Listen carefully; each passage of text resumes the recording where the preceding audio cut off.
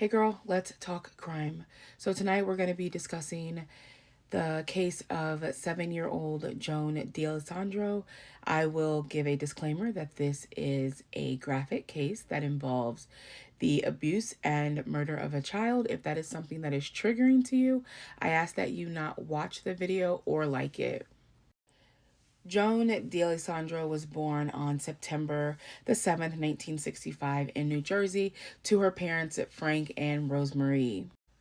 So Joan was very outgoing. She enjoyed making friends. She loved art. She loved to dance. She was a jokester, and she was super proud to be a Girl Scout brownie.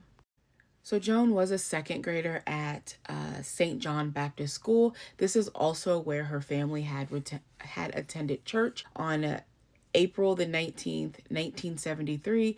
This was Holy Thursday, and so the children were out of school.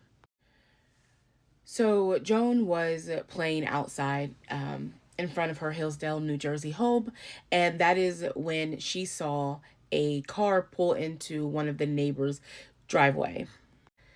So she and her older sister, who was 8 at the time, Marie, had successfully sold their cookies. And so she ran inside and told her mother that she wanted to deliver the rest of the cookies as she saw the new car pull into the driveway, knowing that they were home and that she would be right back. So at this time, her sister Marie is at a softball game, and then her brother is playing with a friend. At 4:45, it was time for Joan's piano lesson, and she had still not returned. And now her mother, Rosemary, is getting concerned. And so she does begin to call some of Joan's friends in the neighborhood. So at 10 till 6, her husband comes home, Joan's father, and she lets him know what is going on. And so they do start looking for Joan, in which they are not able to find her. And then they do call the police and report her missing. So Rosemary did remember that her daughter said that the new car had pulled into the driveway. And so going through the neighborhood, they quickly realized that this car belonged to a man by the name of Joseph McGowan. Now, he is a chemistry teacher at a high school in Orangeburg, New York.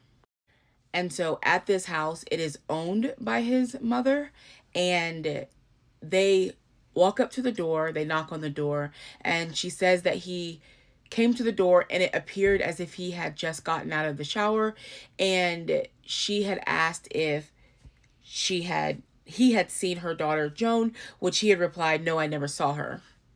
And so her mother said that as she is asking him about Joan, like she is getting teary eyed as any mother would. And the way he was just talking to her was like very nonchalant, like wasn't phased, showed no type of empathy or anything. And she said in that moment, she felt like she knew what happened to her daughter Joan.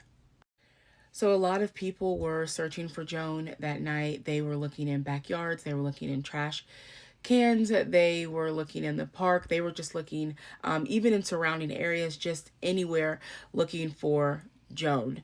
That evening, a little after 9 p.m., the local state trooper showed up with a German Shepherd. So Rosemary had brought the dog back to her home so that the dog could pick up Joan's scent. And so the dog ended up right in front of the house of the chemistry teacher, Joseph McGowan. However, nothing else was found.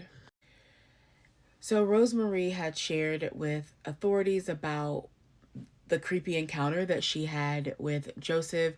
And so they did go to interview him, and he stated that he was out shopping the at the time that she had disappeared. So naturally, the police asked for the receipt from the store that he had gone shopping, and he said that he wasn't sure if he had thrown it away. They had asked him what he had purchased. He had said, in one article, I saw steak and apples, and then in another article, I just saw steak. And so they had asked him if he had those items in his refrigerator, and again, he stated he wasn't sure. So they do start pressing him, and that is when he says that he will tell everything to the priest, and he did admit to killing Joan. On Easter Sunday, 3 days after Joan had gone missing, officers arrived at the area where Joseph stated that he had left Joan's body.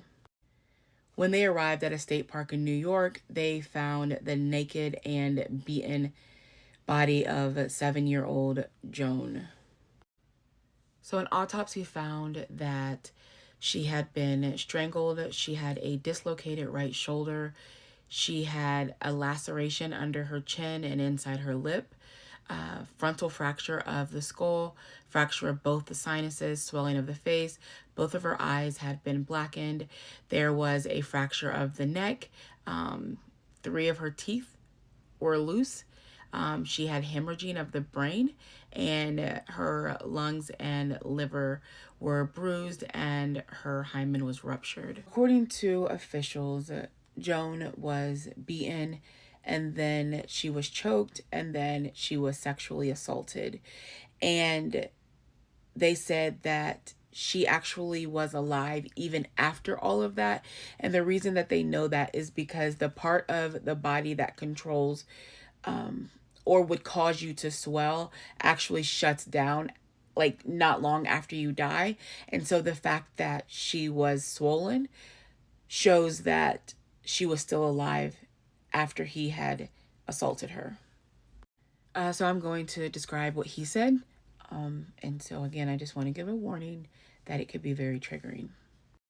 So Joseph stated that he had grabbed her hand to come inside, and that he actually did not assault her because he was so excited that he had ejaculated in his hands. And so once he got her into the room, he did strangle her, and then he threw her into a corner, and she began bleeding. And so he had gone and got plastic bags, and when he returned, he realized that she was still moving, and so he strangled her again, put the plastic bags around her head, and held them until she was no longer moving. After that, he did dump her body, and his words were, "I felt better when I went back to the house. I slept well." He was given life in prison. He did appeal 3 times, and all 3 times were rejected. And on June 8th, 2021, Joseph McGowan did die in prison. Her mother, Rosemary, did fight for and was able to get past what we now know as Jones Law, which states that anyone who is convicted of murdering a minor during a sex crime will not be eligible for parole and will die in prison. Her mother still advocates today for child safety and being able to spot child abuse, and there is a foundation called the Joan Angela D'Alessandro Memorial Foundation that is in memory of 7-year-old Joan.